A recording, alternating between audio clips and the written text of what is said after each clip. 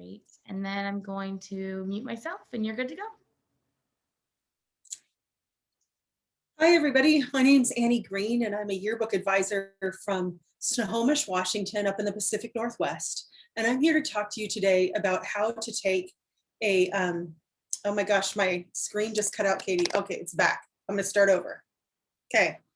All right, cut that first part.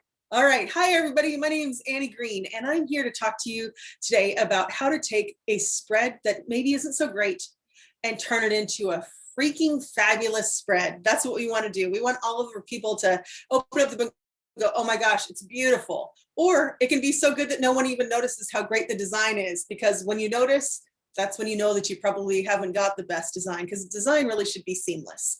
So I'm going to show you one of our spreads later in this slideshow, and how we had a kid that was really kind of struggling with design, and how the editor really helped her organize her thoughts and make it so much stronger than it ever was before. So just a quick introduction about myself. I've been teaching here in the Pacific Northwest for 26 years. Got a few more left before I get to retire, but I'm still loving it, which is the best part of my job. And I love to travel, and I absolutely adore doing workshops and helping people learn how to make a really great yearbook. So this is my happy place, and I'm happy to be here with you today. So one of my favorite quotes about design is, digital design is like painting, only the paint never dries. And what that means is that we all have deadlines. And I could spend a whole year working on a single spread, and I would keep tweaking and adjust lighting on a photo and adjust some spacing and rework a caption. And you can keep going over and over and over till you make yourself a little nuts. But the thing about the difference between a painting and design is, we have a deadline in yearbook, and it's done at that deadline. It's good enough, and we're sending it. Now, we always know as we're learning, as we could make things better, we're going to do the best that we can in the time that we have. That's the key to this whole thing. Okay, so I borrowed from a friend a time-lapse video, and he showed his students, he put the camera behind them, and their assignment was the choir spread. And this is their blank spread as they saw it on the screen. And it's just 19 seconds. And it shows all the changes that they go through, even moving the dominant photo to the other side of the spread, just getting it to where they really wanted it. So it's always a little more work than we think it's going to be. But in the end, I think it's really worth it. So I filled the whole screen here so you can see it. Whoops, I'm just going to try and go to the next slide, and so you can see it here bigger. Here we go.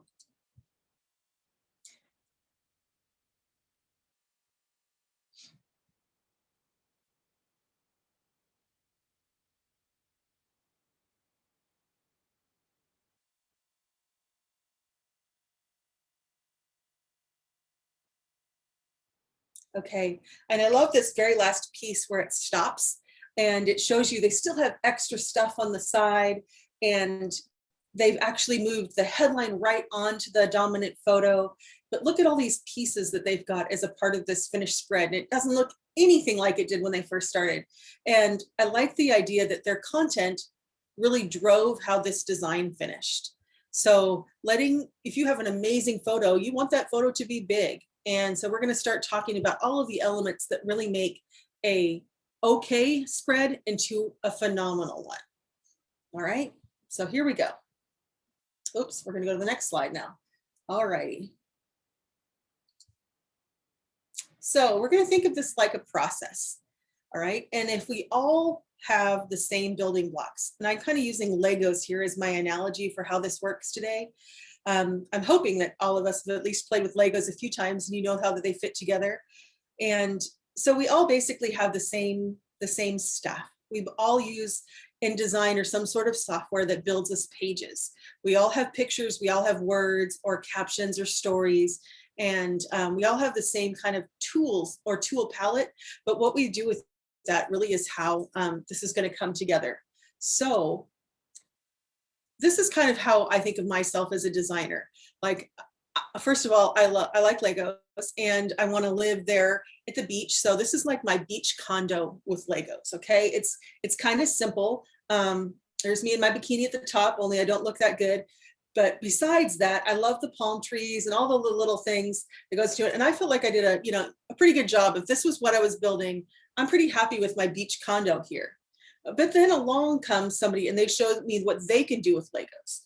And here we are. And this kind of somebody who builds Mufasa, and you're like, your condo starts to feel a little shabby. Now, there was nothing wrong with designing simple. There's rules even for the simplest ideas and designs that offer good reader service to your audience. Even with the summer condo, you have the floor and the palm trees, of course. So our job during this time today is to take those simpler designs and move them toward the Mufasa level. We want the ooh, ah from our audience. Nah, not really. We just want them to think it looks good. But the thing about good design is, you know, when it's working is when the students aren't complaining, and good design is seamless and thoughtful and makes it easy for the reader to know where to look on the spread. Your designers are going to be designing so much better. Your layouts won't even be noticed, maybe except by your designers. So in my slideshow here, I went on to the National Scholastic Press Association website, and they have actually different competitions in different categories. And one of them is design spreads of the year. So they have about, I think, 4 or 5 winners and several honorable mentions. And I just grabbed 5 ones that I thought myself were pretty great. So they all have the same things in common. All right. So they all have words, they all have a headline, they all have a dominant photo, but how they lay them out is a little bit different. But I want you to look at the things that they do well so that your spreads can kind of take on this same look, if you will, so that they also become stronger. Then I'll show you one of my own personal students' spreads and show you how they got it to be much better. So this one from California, I wish we all could have water polo outside, but alas, Pacific Northwest, we'd freeze. But I love that they've got this humongous photo. And if you'll notice, the text they use on the page is also that yellow. So they're using the same color. They've got just small photos with some captions around them, but the spacing, the way that they've laid it out really looks great. Okay, I could say the same thing about all 5 of these spreads. And the things that make them stand out: dominant photo, great big headline, great spacing, and some other ways that the student who's designed it has showed you the story of what it was like to be there. So they have, on this one in particular, they've got a kid on the swing ride at the fair. They've got different kids walking around the fair in their town doing different events. And then they also, of course, have the fair food. You could not include the fair food. But they've got all of these different aspects of this county fair on one spread, showing you different ways where you can pick and choose what you want to read on it. Okay, this is a spread on homecoming. And I like the way that they've got all fired up, really, really big there. So you know right where to look. That's the dominant photo, dominant package with a little short story. They have a timeline. They have some football pictures. They have a little senior area right at the top. They've got all of these different things, but they're laid out so beautifully. You can just kind of go around the spread and read all the different parts that you'd like to read. I love this one from summertime. I love their really cool, almost I would call them citrus colors. They really seem to have that knack, this school does, for getting the turquoises, the limes, that cantaloupe color. And then they've used that in different spots on the page that kind of bring your eye around. But the thing you'll notice is everything is very, very evenly spaced. And how we space things is truly the difference from something that is good to something that is very sophisticated. So we're going to get better today. This is my last of my 5 spreads that I grabbed. This one was an honorable mention as well. And they've got this beautiful spirit renewed headline with that nice little cutout of the kids cheering at the top. And all 5 of the spreads that I've just shown you did a really good job of marrying their headline and their dominant photo package. So you'll notice when I'm going to show you mine next, our spread that needed some work. There's some things that the kid did okay, and then there's some areas where they really, really need to improve. But one of the things that you'll notice is that good designers marry their headlines with their dominant photo. That's kind of a big deal. So here we go. This one is what my kid turned in when it was the day before our deadline, for the fall deadline. in 2020. And it was the Spirit Week spread, and it was put together by a staffer who had been in yearbook before and understood that we needed to have a great big headline, that we needed to include something from our graphics from that year, that we needed to show different aspects of the assembly, and we needed something that was a dominant photo. So she, in theory, she took what we learned in class and applied it, but the way that she applied it, it's not a good design, if that makes sense. So if we kind of break it down and take out the photos and just kind of look at the basic design of it, this was what she designed before she put the photos in it. And what you'll see here are the things that she did right, or what she took from our conversation was, she had the hashtag stripe. That was one of our graphics that we used throughout our book. She has an eye line. And if that's a new word to you, an eye line means that there is a particular row of space that goes across your spread. And in this case, white space. There's a row of white space that goes from one side of the spread all the way across. And she had an obvious text hierarchy. Those are kind of some fancy words to say she made the thing that she wanted to read first, that she wanted her reader to read first. She made that the biggest. So when you're an editor or a team that's putting together basically your outline of your yearbook, you want to tell kids these are going to be the sizes or how we're going to use text. We're going to have our headlines, let's say they're going to be size 50. We're going to have our stories be size 12. We're going to have our captions be size 8 and our photo credits be size 6. So what that does to a reader is it clues them in quickly and visually that the biggest thing is what you should read first, on down to the least important thing on the page. So she did do that right. She also has pretty nice spacing between things. So what you'll notice here is the spacing between things that are alike or that go together is very tight. Things that she wants to stand alone, there's at least a rail of white space around that. So she did that right. But there's a lot of things that she needs to improve on. So if we go to the things that she needs to improve on, this is kind of a lengthy list, and I'm going to try to keep it to 5 or 6 things. Number one, she really didn't tell a story. And I'm not saying that she doesn't need to have a ton of writing. We're talking about a 30-minute rally assembly that we're covering here. So she didn't need a long story, but she only had photos from the crowd and from the assembly, and they weren't organized in a way that things that were alike were together. The dominant element here, which is that big photo, is nowhere near the headline, and that's a problem. There's some really weird sidebar spacing, those circles with the names over the top. There's a great big gap between those. It almost looks like they don't go together because they're so far apart. Another thing that she did is she's got the captions on the inside of the page rather than toward the outside. And as designers, we know that your copy or your writing or your text should almost always be to the outside of your spread. Photos that were taken at the same time were not put in a way that they related.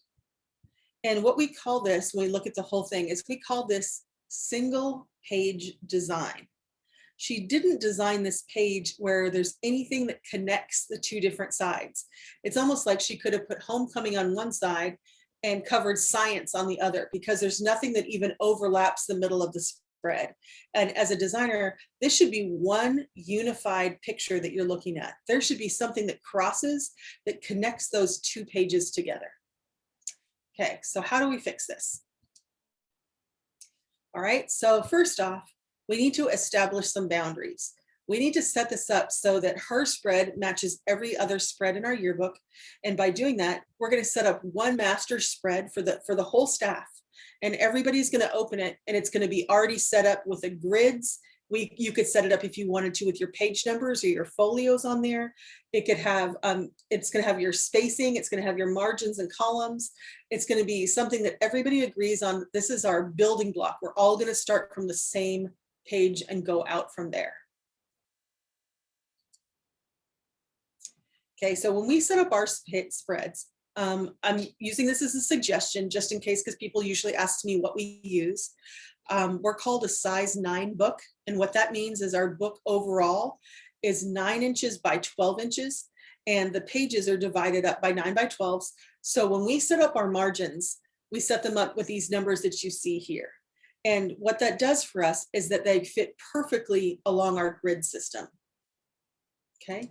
When you set up a grid so that you can see a document grid, these are the numbers that we've been using for the past 5 or 6 years.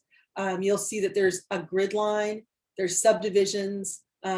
You can come back and watch this video at any time if you would like to see what we've done, if you like what we've done at the end of the video. These will just still be here, and this is going to be shared with anybody who'd like to see it again. So you can always just kind of scroll through video to this part and grab these if you'd like to see them. But the other thing about once you've set up your grids that people forget is, how do I turn them on? So I just want you to know that once you've set them, you go up to View, you scroll down to Grids and Guides, and you click on the button that says Show Document Grid. Okay, that way you will start to see the grid in the background. All right, so after you've clicked on that, it looks just like this. So we're going to be continuing to fix our spread now that we have a grid to place things on, and so we can line things up so they look a little bit better. Okay, so let's make our plan. Now that we've got a plan, what do we put on it? It's like we know that we've got this homecoming spread and this assembly that we're covering, but all I have really, if you sit down, is a bunch of pictures inside of a folder from this event. So without a plan, we're kind of planning to fail here if we don't talk with each other and tell each other, what do we really want this spread? What story do we want to tell? Do we want to tell everything that happened on that assembly? Or are we just scrapbooking it and throwing pictures up there? Well, I think you should sit down with a couple people, maybe just a group of 3 that are going to be looking at the spread and kind of critiquing it together. And, there's been times where you can't really do this because you don't know what's going to be coming. Like this last year with COVID, we had parades because we weren't allowed to be in school. So there was some parades outside of school. There was drive-by graduation. There were some events that we had never done like that before. And you can't really plan for that. You just kind of have to show up with your camera and kind of hope for the best. But if you do homecoming, and homecoming is one of those things that you kind of do over and over again, at least if you're in high school, theoretically you would have 4 homecomings. You should kind of know what to expect. So these kids sat down and they talked to one another. They said, okay, we're going to do a football game spread, just a game of the fans and the halftime show that's going to be separate. We're going to do one for the Spirit Week of all the kids dressed up, all the dress up days, and that will be separate. But the third spread that we do with homecoming, we want to cover that assembly, and we want several things from the assembly to be on there. Okay, so these were the things that they decided. They wanted the toilet seat, which is this picture right here. It's something that we do. I think we've got to be the only school that does this toilet seat thing. It's a spray painted silver toilet seat.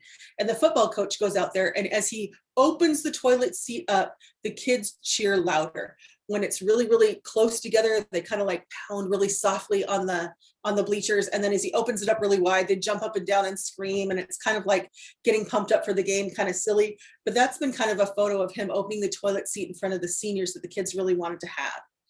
They thought the cheerleaders were important. They do a big dance at this assembly that they prepared for weeks to get everybody pumped up. So they thought, because this is a big game, that they should cover the cheerleaders.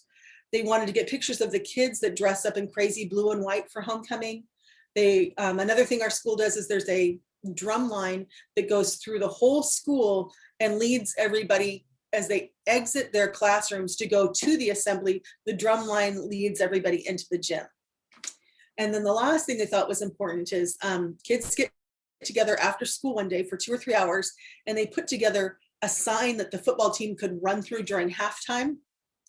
And students vote on which class of students made the best sign, freshmen, sophomores, juniors, or seniors. But so we have pictures of kids painting those run-through signs, and we have pictures in little groups of all of these other activities. And the kids thought that's really a good way of telling the whole story of that assembly in that week, where we're doing multiple coverage to make sure that there's lots of different topics to tell the story. Okay. This is that toilet seat picture that I was just speaking of. And it was chosen as a dominant photo by the student who originally designed the page that wasn't the strong designer, but the kids that were helping her redesign it really wanted to honor her choice of photo. So we're still going to keep that as the dominant photo. The other thing that they thought that they should honor was where she placed it on the page.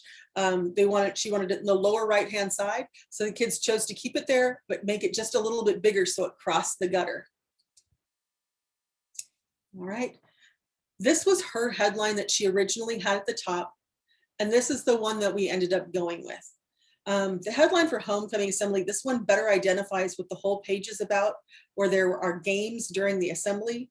The cheering at the toilet seat is a competition between the freshmen, sophomores, juniors, and seniors to see which group cheers the loudest. The different weights of the Gotham font work here, the italicized gray writing and the subhead nests on top of the words rather than 5 lines on the first draft.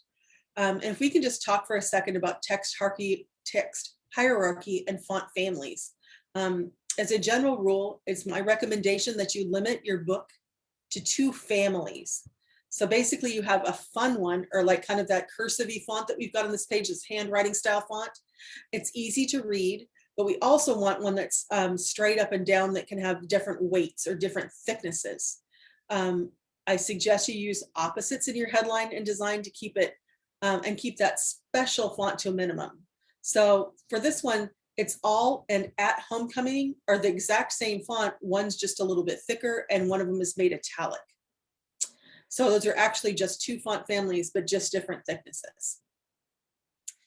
Set up a style that every person follows as far as their headline styles, their caption and photo credit sizes and story size.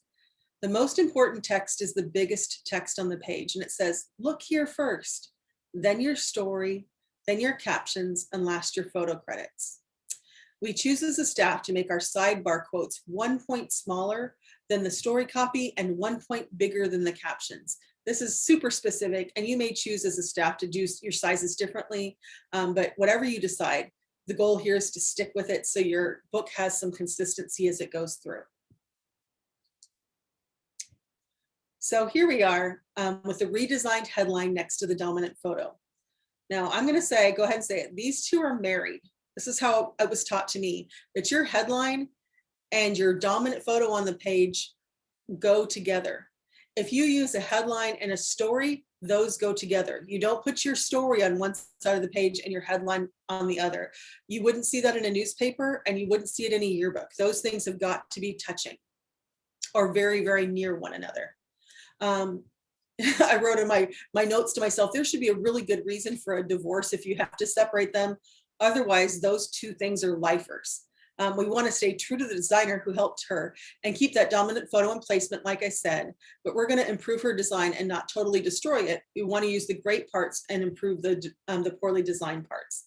So we've put her caption right there to the left of the photo. Notice it's very close and almost touching it. I know right now you're just seeing the gray bars, but you will, as we move through the slideshow, you'll be able to see that that's actually text.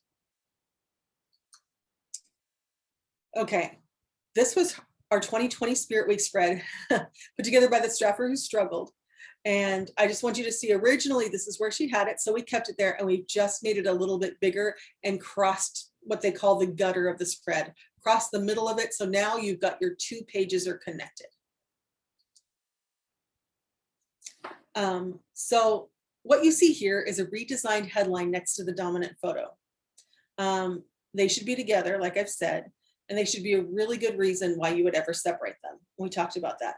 So we design as a double page spread, not a single spread. So something needs to cross the gutter always. So as you see right here, I'm using my mouse, your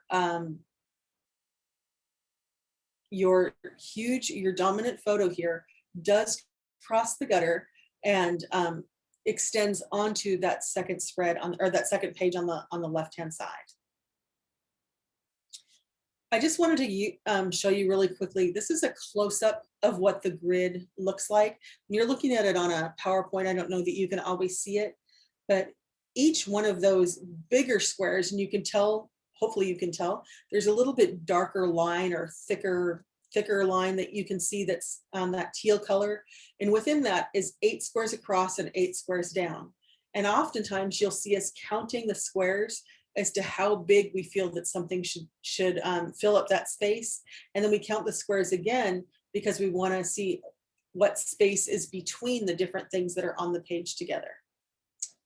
So the next part of this is I want to show you a quick tutorial on how to use the alignment tool, because there's nothing that made our book better, more, how do I say it?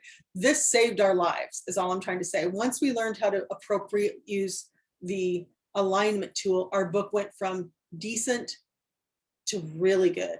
And I had never seen it before. I was just trying to manually move things around. This was a game changer for us. So I'm gonna escape out of this for just a second. Hopefully this will work for me. And I'm gonna pull up my InDesign here. And can you see, do you see InDesign right now? Okay, I'm gonna stop share and then try share again here. So we are gonna go to this. Yes, okay, great. So what you'll see here is I grabbed, this is gonna end up being one of the segments of our page. And what you see here is these are the kids, and the theme of the year was it's all fun and games at homecoming. So you see them painting a great big twister sign, and they're working on different grade levels, they're working on different, these big run through posters for the football team.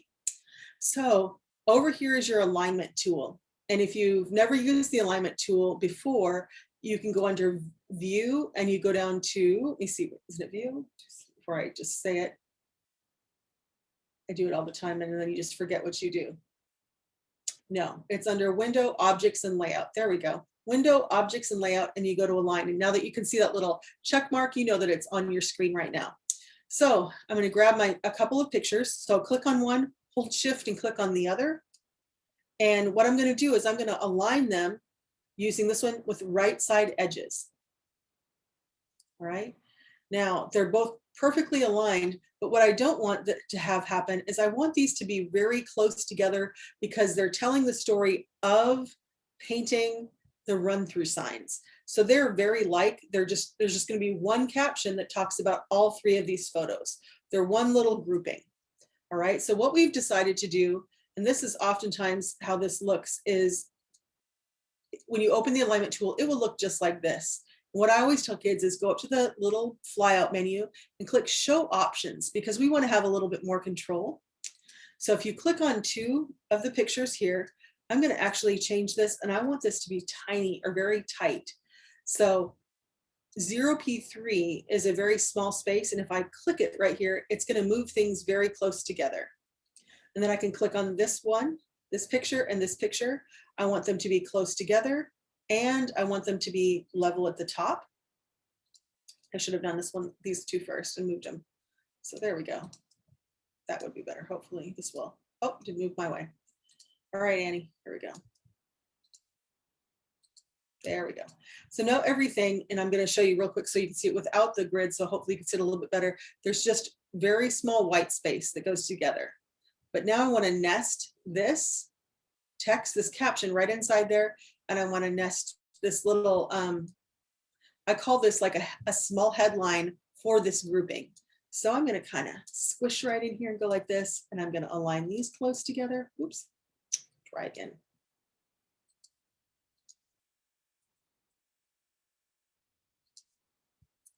Let's scoop these couple things, just nest them in there. And then by drawing over the top, I can group them by hitting Control G. So then they will be one big, Command G if you're on a Mac, be one big group. And then I can move them down to where I know they're going to fit right inside here. And this is one little bit of this page. Just a little bit closer. And you can see that it's going to fit right on the page right there. It's going to tell the story of the run-through signs. Those three pictures are together alike, and they're all evenly spaced because I used the alignment tool. All righty, so now we're going to go back to our PowerPoint. Pick up where we left off.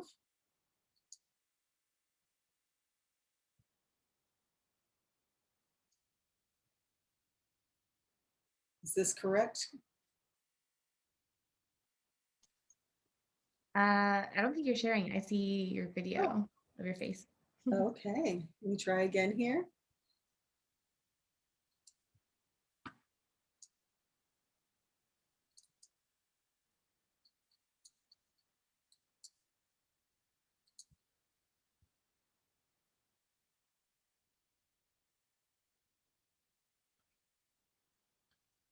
doing that thing again where I see, oh no, there we go.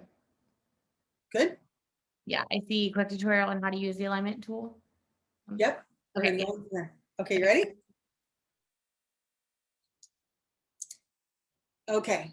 So I just kind of showed you that this is just a quick way, and using that alignment tool was just a game changer for us. Being able to control the space between things on your page is just so, so important. So we set it up to be 0p3. So when we are putting our pictures and text together in what we call a sidebar or a module. If you are doing something that's completely separate, we separate that with a bigger grouping of space, so we know that this isn't necessarily related to the thing that's right next to it. We use that very tight spacing when we're putting things together that are related. Okay. This is another one of the modules on the page, and I just wanted you to know so you could kind of see it. Somebody spent a lot of time in Photoshop and did a whole cutout of this whole cheer team doing this hey crowd cheer at the assembly. And we ended up putting that on top of this little hashtagged line. And that was something that I mentioned earlier that was one of our graphic elements for the year. So this is itself a little cutout module. And then we also included crazy blue and white pics of the crowd. So we have kids that were, just a kid taking a selfie. He had participated in one of the games that was on the floor and took a picture of the whole junior class behind him. And you see everybody here is with their friends and decked out in blue and white, which is kind of what we wanted to show. We also showed the drum line leading kids through the hallway of the school and did a whole little package on that, just this one little thing, one caption, one photo, and then as you'll notice, each one of these little separate modules has its own small mini headline. Okay, so this is where it gets kind of just a little bit confusing, but I hope that with this explanation, it will help make your designs a little bit more sophisticated here. So when we look at this grid on our page, what we used was we wanted 1, 2, 3 rows of those squares between everything on the spread that was a different element. So between the dominant photo package and caption and this little module, there is 3 squares, or a row of 3 squares, if you will, between those things, so that the eye knows that that's separate and it's its own little thing to read. Alrighty. So we're sticking to our grid. It's just an analogy for you. I kind of think of this as like your elementary school, at least this was my elementary school lunch tray, looked like this. So they've got all of these different things that go together to make your lunch, but each one is separate. Like you don't want your peas or your peaches to touch your pizza or your milk, so they made the little dividers. It's almost this exact same kind of thinking when you're doing a spread here. This is kind of the finished spread, but what you'll see is these different designed modules: the blue and white kids, the drum line, the cheerleaders, the run through signs, and the spirit toilet seat. All of those things are separated by these little yellow markers that I just put on there just to show you this. They're not really, they didn't stay there for the final page, but just to kind of explain the reason that this spread is so much better is because the text got better. The kids were really great about adding a little headline for each package. The dominant photo looks great with the dominant headline package, and then they've got equal spacing around the whole thing. So here is the finished spread, or as much as we can. I don't have our page number on this one, that I didn't copy that one over from our book, but essentially all of the elements from the page are here. So we went from that really simple 3 circles and things didn't overlap and the spacing wasn't even, to a much more sophisticated design. So as a recap, these are the things that I think are the most important parts of a redesign of a spread: that you have margin and grid consistency. So when people and your staff open up a page, they open up the same page for the entire yearbook and then save it as their own. So they start with one, they go file, save as, and they save this as homecoming. They open another one, they file, save as, save that is theater, open the next one. And so they're all based on the exact same original page with the same grids and the same margins. So those never get changed at all and look different. The second thing is that every page should have something that's dominant. Sometimes it's text, sometimes it's a picture, sometimes it's a grouping of pictures, but something needs to be bigger than everything else. So you're telling the viewer, this is where I want you to look first. Your headline should touch that dominant package, whatever it is. Usually it's a picture, but those things go together. Use a team of students to determine the topics on the spread so that they tell the whole story. The very first rendition of our page had just kids in the crowd, and that was great. They were cute. They were all decked up in blue and white. But by telling the other pieces of it, I think it made the story of that week stronger. And you want to make sure that you're capturing all of the different things that happened in your school, because this is your history book as well. So making sure you're getting together and talking with other people, what all do we want to cover in modules on the spread? Number 4, stick with 2 font families. Now, this is my own personal rule. We have done entire books with 1 font family because there were so many different thicknesses and renditions. There was like 26 renditions of Gotham font. We could go a little wild and crazy with that. But what we decided to do is we wanted a script font or a handwritten font, as well as something that was a sans serif or straight up and down, and just mixing just those 2. When you get to mix in more and more fonts, it starts to make your book look a little childish. And so by sticking to 2 font families, it's going to bring up that sophistication level. Number 5, text hierarchy.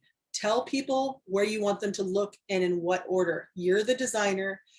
Tell them, look here, then look here, then look here, and then look here. You tell them by the design and the way that you make your text larger or smaller for certain areas, and be consistent between your lifestyle section, your sports section, and your people section.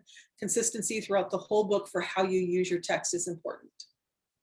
The last thing, and the most thing that really helped us overall take our pages to be stronger, is the internal spacing, those rows of white space between each element, and making sure that if we have something that's alike, it's tighter, and using that alignment tool to align things saved our lives and made it look so much more professional.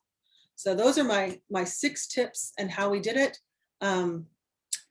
This will be available to you for the next year if you want to check back and show your staff an example, because you were the one attending today. I just want to say thank you. I hope this was helpful, and have a great 2022 yearbook.